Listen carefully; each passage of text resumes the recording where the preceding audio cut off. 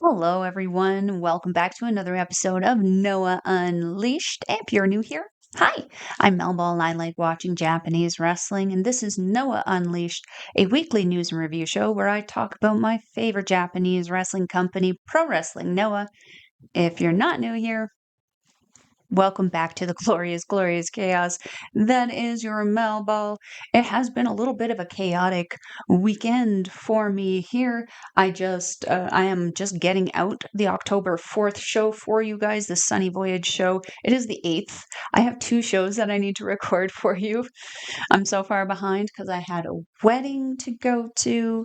I had the unholy union of my good friend Rosa, who I was a bridesmaid for, and her husband Garrett. So excited for them. So thankful that I got to be a part of that day. And then from there, I went into rehearsals for another bit of content that's going to be coming out on OLE. So stay tuned to hear all about that. But as I mentioned, this is going to be about the October 4th show, the Sunny Voyage show, where the main event is for the GHC National Championship. Galeno putting down the challenge to Jack Morris, kind of seeming like they're almost like little rivals going from the N1. This will be the third single bout that we've seen them going into. But before we get into that, I need you guys to like the video, subscribe to OLE, and turn on notifications to be alerted every time we drop a new video.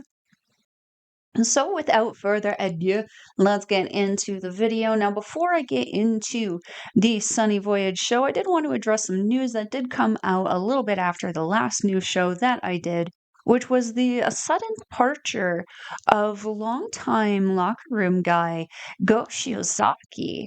And what I found a little odd about it is that usually there's some kind of pomp and circumstance when somebody is leaving the company, particularly on good terms. This was very sudden, just a random, I found out via a random Twitter post that wasn't even on my Noah feed. It was shared by somebody else.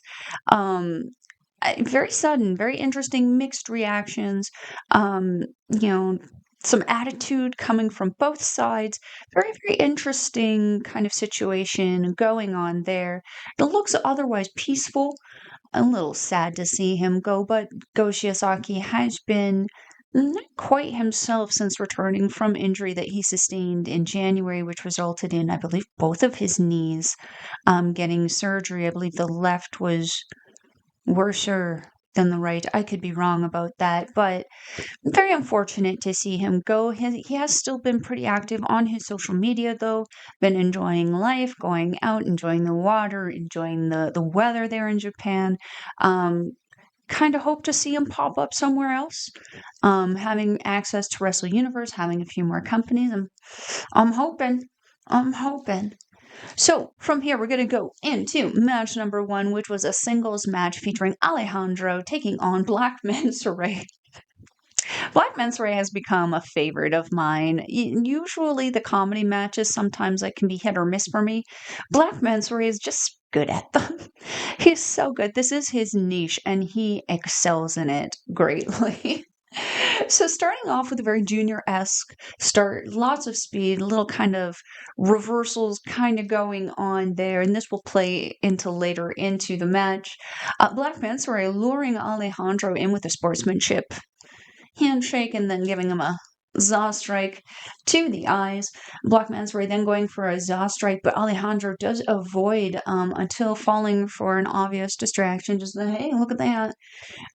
Getting his toe stamped on and then being knocked off of the apron to the outside where he does his little, Black Mensore does his little fake dive.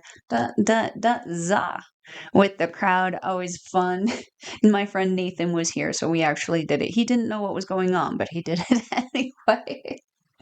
So Alejandro goes and sits in the crowd at one point, just kind of annoyed with what's going on with Black Mensore, and he does get back in once the referee does start counting. Black Mensore sends Alejandro to the corner and attempts to do a run-in with the Zaw strike, but Alejandro keeps getting his foot up. Black Mensore, and then at this point, grabs the ref and tries to Irish whip the ref, into the corner, but the ref reverses it, sending Black Mensore into the corner instead and into yet another boot from Alejandro. Funny little spot. I love this ref for it. I have to look up his name. I'm going to put a picture. This ref is awesome. So Alejandro with a tiger fang into a high kick on the apron, followed by a vaulting double stomp and then a vaulting body press. Alejandro's so fast, so agile, just that lucha speed is just so good. So Black Mensore at one point giving the ref shit for not counting fast enough, and then on the next pin attempt, which is done by Alejandro, ironically, he does a really fast count, much to the hilarity of the crowd and me. So yeah, going into the finish, Black Mensore going for the rope walk, and then Alejandro shakes the ropes, dropping Black Mensore on his Mensores, and then following up with a Shining Wizard and a corkscrew body press for the win. What a fun way to open the show. You gotta love that high energy that Alejandro gives, and it's always nice to see him with his background going into these funny little matches with people like Black Mensore, especially with what did I write here? Oh, yes. Okay, so with the experience of Alejandro, he can do these silly matches, but then he can also lock in. He can lock in, like in his tag team bouts with his brother Kaito Fujimura, taking on Los Copiadores. He can lock in and be very serious when he needs to be. But matches like this, where he gets to have fun with Black Mensore, I think is where Alejandro gets to really shine and show his diversity. Black Mensore, though, again, as I mentioned, he's just a goofy mofo, and I love him for it. It's so entertaining. And sometimes the comedy just can't be done right. It's done in a boring way. Black Mensore, no, he doesn't know the meaning of the word. So from here, we're going to go into match number 2, which is a tag team match featuring Ulka, Sasaki, and Eita, taking on the team of Manabu, Soya, and Shuji Kondo. I was telling Nathan when he was here watching this that I thought it was a very interesting combo, considering Eita and Kondo had just kind of recently been in a tag team. I am noticing in the junior division, though, in particular, there doesn't seem to be a particular unionship of some of the juniors, because like with Eita and Kondo, it did kind of just randomly seem thrown together. They don't normally have any affiliation unless they're working like a Team Noah kind of thing. And the same thing with like Amaska and Junta Miyawaki, Team Amamiya, the same thing. They hadn't really been, they almost seemed like they were almost foes before, to suddenly be friends and then just kind of nonchalantly, and then seeing the attitude that both of them are having towards each other in this whole situation with Hiromu Takahashi having the GHC Championship.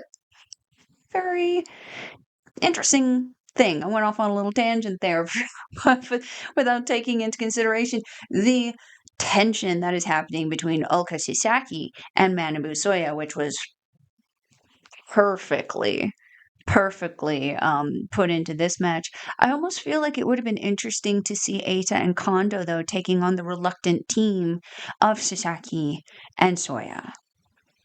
That could just be, maybe a wish match later. Anyway, let's get into the match here. Sasaki keeping the pace slow at the beginning with Shuji Kondo. There's one point where Kondo kind of matches his energy up in this and locks in a knee lock, but Sasaki's so smart, quickly reverses it into a wrist lock and eventually an arm bar. So Sasaki going for another armbar on Kondo, but this time Soya does come in to rescue Kondo because he can shimmy, Jimmy over to the ropes, much to the annoyance of Sasaki, who, again, the tension between these two ever since the N1 and even before the N1 when they were battling for the GHC Tag Team Championships.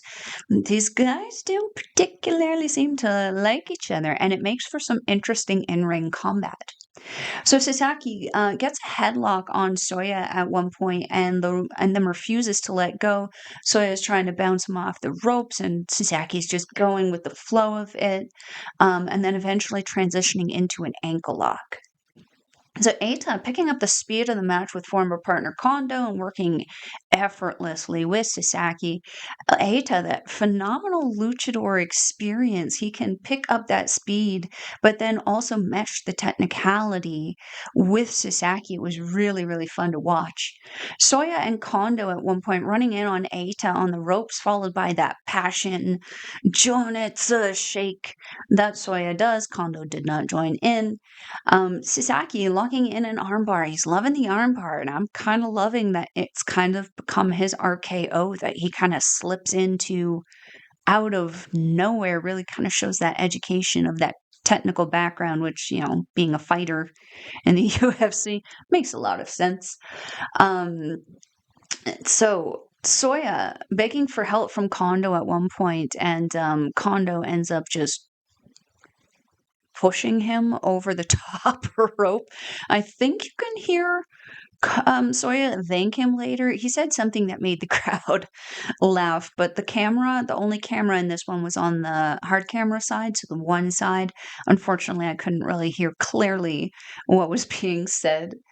At one point, Eita catching Kondo with a boot in the face, yet Kondo just yeets Eita over his head with his hair. Just, would that be a snapmare? Maybe? I don't know. It looks painful either way. The finish comes with Eita, though, catching a really nasty, fully cocked and loaded super kick to the face of Kondo for the win. The desperation kicks that Eita could do, the desperation moves that Eita does, can usually lead to a finish for him. And this is why I feel like Hiromu Takahashi needs to be really concerned about the position of that championship, because going against Eita, it's gonna be a challenge for you, my boy. Again, the tension between Soya and Sasaki, very, very apparent, very, very noticeable in this one. I'm hoping for an eventual one-on-one match, and maybe Ulka Sasaki joining Passion Ratels, since it looks a little further and further away from him joining Tetsuya Endo and HAYATA and the Lone Wolf team that I'd hope that they would form. It's unfortunate to see Soya running solo right now. Again, Huxley is currently in the UK, working the indies there, doing great over there. Kikuchi also working the indies within Japan, cheering on Soya from the sidelines. Unfortunately, Daiki Inaba and Yohei both out injured right now. The Passion Captain just keeps on bringing the Jonetsu every match, so I'm happy to see him pushing forward. I hope to see him continue to do so.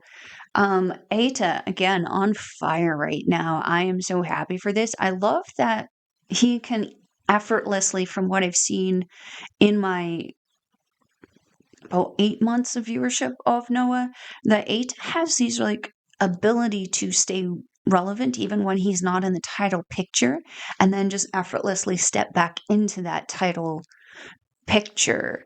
Like he's so smart about his in-ring presence, and so he's got that effortless charisma that he banks upon. People like Brian Kendrick also have a very, very similar charisma where it just kind of, you just smile and people like you. That's what Eita has. So it's going to be interesting to see how he faces this threat of Hiromu.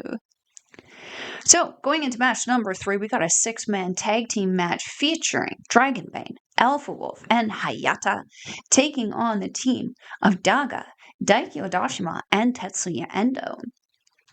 So HAYATA and Endo having a nice, fun reversal start. Love seeing these two, whether they're working against each other, whether they're working together. I love seeing it. Give me more of it. Sportsmanship from Daga and Dragonbane. Nice little handshake at the beginning. Dragonbane then using the momentum and speed to his advantage, but he was very much matched by Daga, which I loved. Odashima coming in like a bullet against Alpha Wolf, hitting a top rope Rana and then a step up Rana when Alpha Wolf tries to overpower him, followed by a standing drop kick and a head spring kip up, which love it. Love it. Dragonbane in to help Alpha Wolf, tripping Odashima with Alpha Wolf then hitting a low angle drop kick, Los Golpeadores hitting the tabletop drop kick on Daga in the corner, and then nailing Odashima with that double arm drag, head spring kip up into the drop kick combo. I love watching these two guys. It's like they're naturally just made of some kind of bouncy ball material.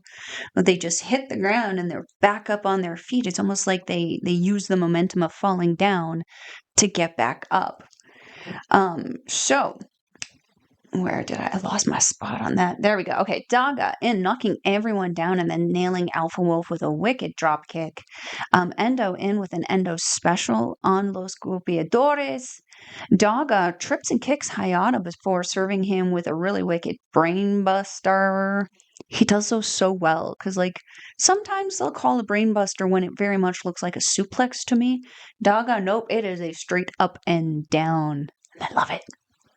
Odashima in with Daga hitting a drop kick on HAYATA, followed by that around the world kick that he was doing with Eita before, and then and then Daga arm dragging Odashima into HAYATA, and he follows up with a senton. Just these guys are working so good together. I'm so excited for their tag team match coming up. So Alpha Wolf chopping to Daga, the chops to Daga were just monstrous. Just the clap happiness of it. I love it. Alpha Wolf then nom-nomming on Daga's foot, but Daga hits a Frankensteiner for 2 and then both hit lariats on each other. Both men down. Dragonbane with a standing moonsault, and Odashima tried his luck to do a double thrust kick. He tried his luck with them, but ends up getting a double thrust kick before Endo hits his handspring Pele kick on Los Golpeadores. So, the finish comes. Dragonbane hitting a big knee to the face of Endo, but Endo answers with a thrust kick. However, when Endo hits the ropes afterwards, Dragonbane rolls into a Rana attempt, which Endo reverses, looking like he's going to go for that powerbomb backbreaker. But Dragonbane hippity hops around, transitions into this insane looking poison Rana, and then and then Dragonbane has to do this little shimmy jimmy back it up shimmy into position, pinning Tetsuya Endo for the win for the team. It was a little funny finish, but a really dominant finish going into the tag match coming up between Daga and Odashima taking on Los Golpeadores for those GHC Junior Tag Team Championships. Realistically, in this match, HAYATA and what was the other one? HAYATA and Endo were extras. They were kind of almost like they weren't the focus in this one. The tag team tension between Los Golpeadores and the team that I am now calling Dagashima of Daga and Odashima.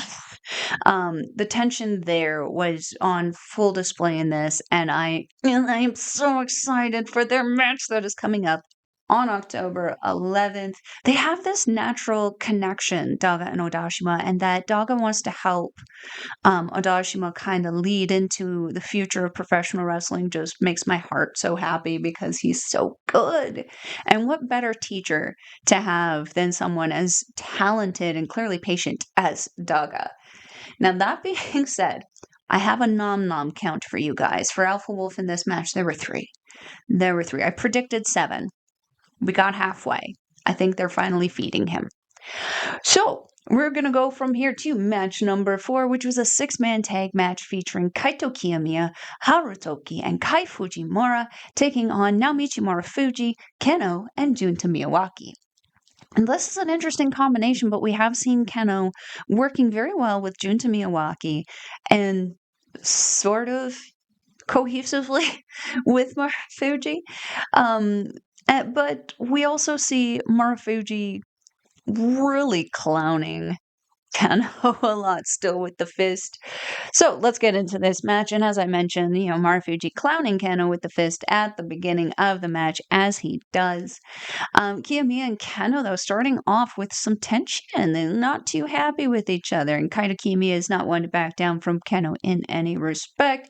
So they start off just punching the crap out of each other, eventually rolling to the outside. So high kicks in the corner from Harutoki on Marufuji. I love those little shib-it-up kicks. Love them. So cute. Miyawaki and Fujimura, they really have some tension. Again, I'm looking forward to this October 11th show because these two have a singles match that they got to get it out of their system. And I'm excited to see what happens with it. So, lots of aggression with these two. Lots of aggression, just full on strikes, lots of yelling, their moves were they were trying harder to really lock in their stuff. So Marufuji and Kenoh double teaming Kiyomiya with back elbows and a suplex. Boys working together. I'm proud of you.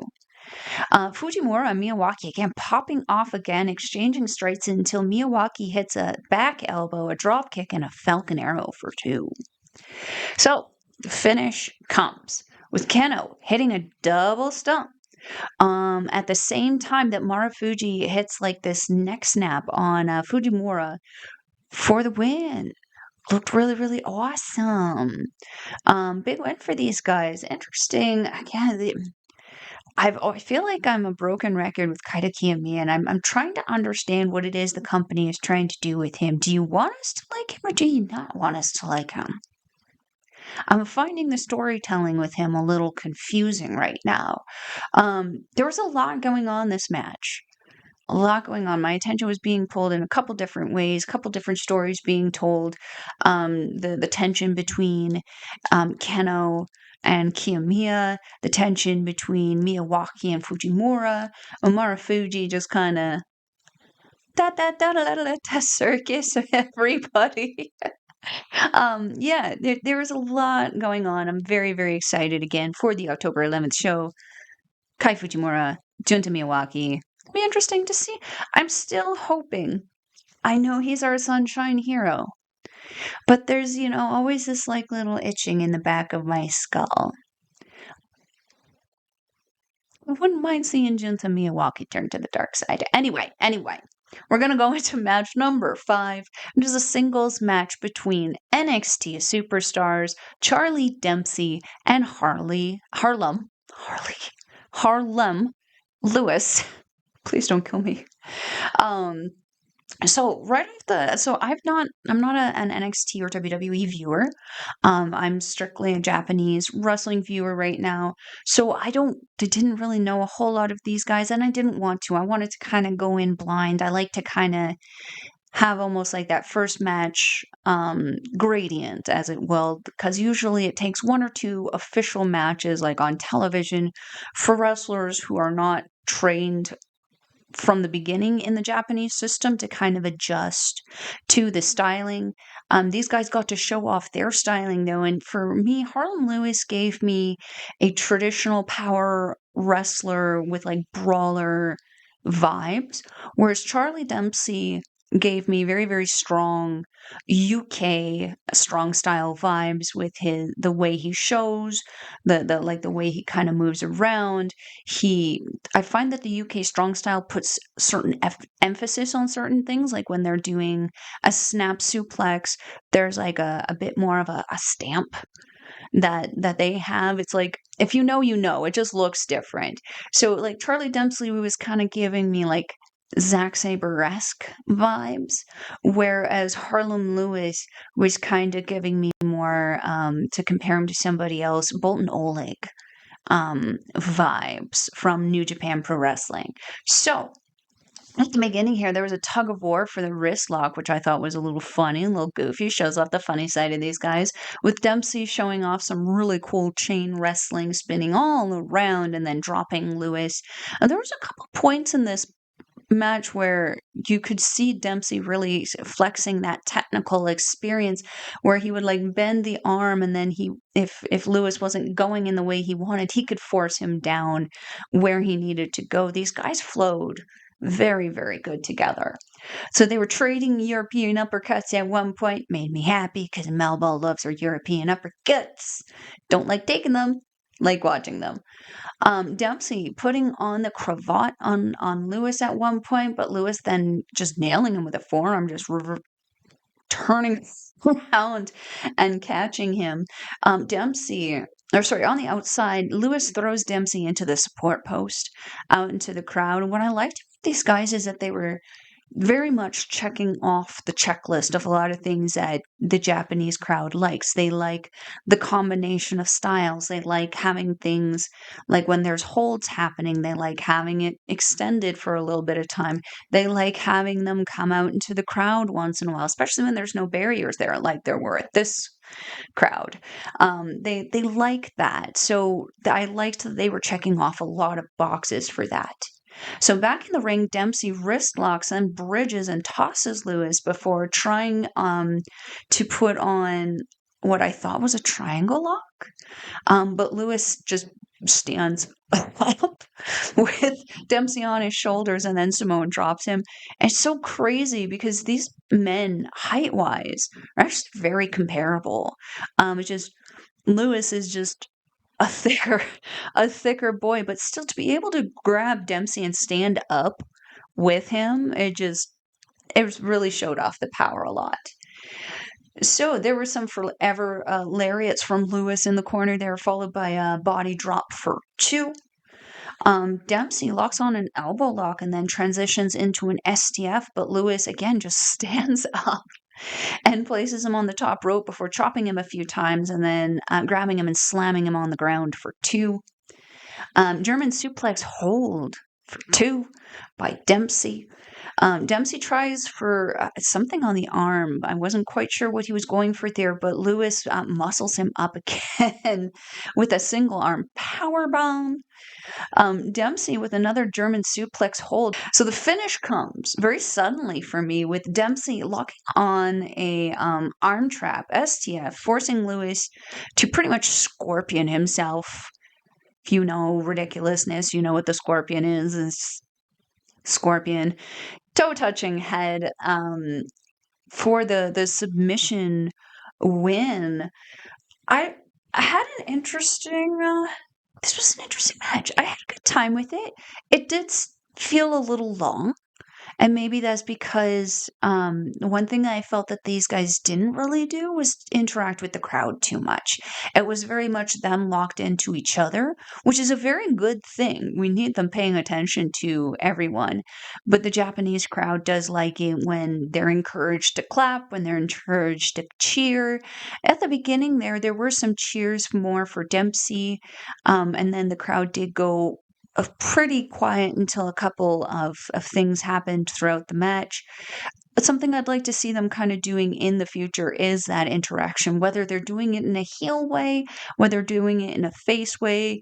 Maybe don't Masakita Miya yell at the crowd, or maybe do. You might get some results there too. I don't know. It depends on what you're going for. But yeah, otherwise, they did really, really well in introducing their styling and themselves to the crowd. Harlem Lewis, I told you, he gave me that power vibe, and he very much powered through Charlie Dempsey. But Charlie Dempsey, very, very, very smart with that technical wrestling. Very, very, what I would consider balanced tag team there. You have someone who's very smart, agile, quick with those transitions, quick with their feet, quick with their hands in Dempsey, and then you got that raw power in Harlem Lewis. I'm interested to see what their match on the 11th has in store for them. So from here, we're going to go into match number 6. 6-man Tag team match, Team 2000X. Masa Kiyomiya, Takashi Sugiura, Tadasuke, with Yoshitatsu, taking on the team of Atsushi Kotoge, Hashimi Ohara, and Amaska. Immediately I looked at this and went, I love seeing Team 2000X, but that is not fair. You got two heavyweights, current GHC tag team champions, taking on technically three juniors. But let me tell you, they put up a good frickin' fight. Let's talk about it. Kiyomiya yelling at the crowd as per usual. Again, I do love it. It's a new thing for him. Also, love it when it's not me. So just putting that out there. The team jump starting as they do, leaving Tadasuke in there with Amaska. Amaska, though, hitting a springboard Rana, but then getting tripped by Tatsu on the dive follow up. Avalanche brainbuster from Sugiura on Amaska. There is a kick to the face and a body splash by Kotoge on Sugiura, but Sugiura does come back with forearms. Ohara hits a massive shotgun drop kick and a release German on Sugiura. Tatsu be Tatsuing. Again, he be Tatsuing, grabbing or getting up on the apron, but Ohara does hit him off. So the finish here, very, very brief match. The finish here comes with a Saito suplex by Kiyomiya for 2 and only 2 because he pulled up the head of Ohara and then he locks on the strangle hold and the team claim another win. Post-match, Kotoge does try to stand up to the chairman. He ends up eating a clothesline and a pile driver for his problems. Again, I'm laughing because it's not me. Kiyomiya then gets on the mic before handing it off to Tadasuke, who sits there awkwardly holding it. I love this faction. This match was too short. It was way too short. Maybe it's because, I don't know. When I look at the timestamps on the chapters, it almost looked comparably long. Like the length of it looked comparable to the match before. I'm like, I don't know. I don't feel like that's right. But this match felt far too short. Maybe it's just because I'm biased and I really like watching Masa Kiyomiya beat people up, and I wanted to see more Kiyomiya. But it is what it is. He must be protecting himself for the 11th because, I mean, you're going into a battle with Kenta. Last one you had didn't go so great. So I'm going to be happy with the team win in this anyway. So from here, I'm going to turn up my light since the sun has gone down. There we go. Going into match number 7, it's going to be the GHC National Championship match. Galeno defending against Jack Morris. Let's go! These guys have been on fire from the N1. Seeing them in there twice and having 2 dramatically different matches in that was just a treat as a fan. So let's get into it, you guys. Scoop body slam by Galeno before he picks up speed off the ropes and hits his big body splash. Galeno then follows up by going for a tope suicida, but Morris intercepts him with a high angle kick and then pulls him to the outside where he chops and flexes to the crowd. Morris, very aggressive this match, stomping wildly on Galeno and then standing on the ankle back in the ring. This prompts a reaction from Galeno, who then spits in the face of Morris and then urges him to hit him more, which Morris obliges with a very stiff boot to the face. So Morris going for a suplex, but Galeno is just too powerful, actually lifts Morris into the suplex himself, but he just tosses him forward, allowing him to just flapjack his face. Morris, not one to be kept down, though, pops back up, but immediately just gets popped back up again and Galeno then follows up, hitting a forearm strike and senton. Morris trying to run in on Galeno in the corner, but Galeno tosses Morris over to the top over the top to the apron, where Morris tries another high kick, but Galeno blocks it, hits him with a forearm, and then a big lariat on the apron, sending Morris to the outside, where Galeno hops over the top rope and then hits him with a diving cannonball off the apron. So back in the ring, Galeno going for what I think was some kind of toss, but Morris ends up dumping him over to the outside and follows up with a tope suicida. Moros? Morris also hits a sublime frog splash for 2 after bringing Galeno back in. So there's a strike exchange. Wow, words are becoming a problem when the sun goes down. Back in the ring. Strike exchange with Galeno going for a spinning forearm. However, Morris blocks it with a thrust kick, but then Galeno hits a big headbutt and a released dragon suplex. But Morris gets back up, hits that good looking knee, and both men down. So much going on with this match. It was insane. And again, dramatically different from the last 2 singles matches that these guys have had.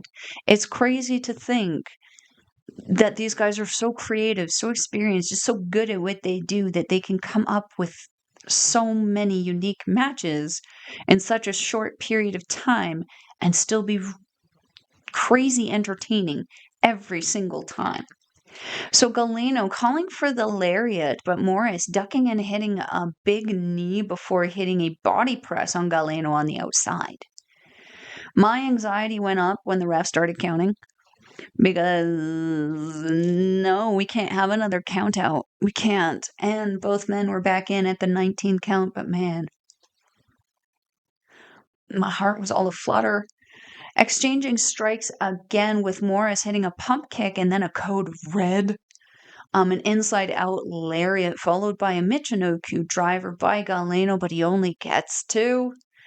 Straps come down on Galeno, and Galeno calls for the Galeno special, but Morris reverses it into an inside-out cradle. Headbutt and tiger driver by Galeno for 2. You know how I feel about people stealing each other's moves. Don't do that. Shame. For shame. Galeno. Oh, sorry. A good-looking knee from Morris, followed by the tiger driver, but again, only 2. The crowd is on fire at this point. This match has been so crazy. Shooting star press attempt by Morris, but Galeno moves and then hits his own good-looking knee. Galeno. Galeno. The finish, you guys, comes with Galeno calling for the lariat after removing the elbow pad. But Morris refuses to stay down after being knocked inside out. So Galeno follows up with the Galeno special and retains the GHC National Championship. Let's freaking go. I didn't know who I was rooting for in this one because both these guys have had such a great time, and now I feel like they're tied on the board for me anyway for these 3 singles matches. From the N1, we got the time limit draw, we got Morris picking up the win going into the finals, and now we have Galeno getting that win back. And yet I want more.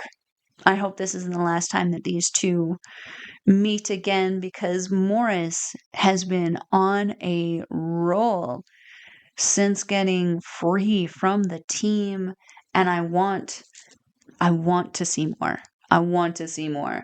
Post-match, Dragon Bane emerges, takes the mics, and saying to the crowd that he respects Galeno, but he's better than him. And he lays down the challenge. Dragon Bane wants to challenge for the GHC National Championship, and Galeno says, okay, let's do it. And I'm excited. Let's freaking go. That is going to be a lucha royalty match, to be fair. Like, it's going to be high speed. It's going to be high impact. With the size of Galeno, it's going to be power, power match. We're going to probably see Dragon Bane bob and weave in quite a bit, taking the Jack O'Connor route. Let's hope he keeps up with that. So, that all being said, you guys, that brings us to the end of this episode. I went a little bit longer than I wanted to. I ranted a little bit. That's okay though, right? We like a Melball rant.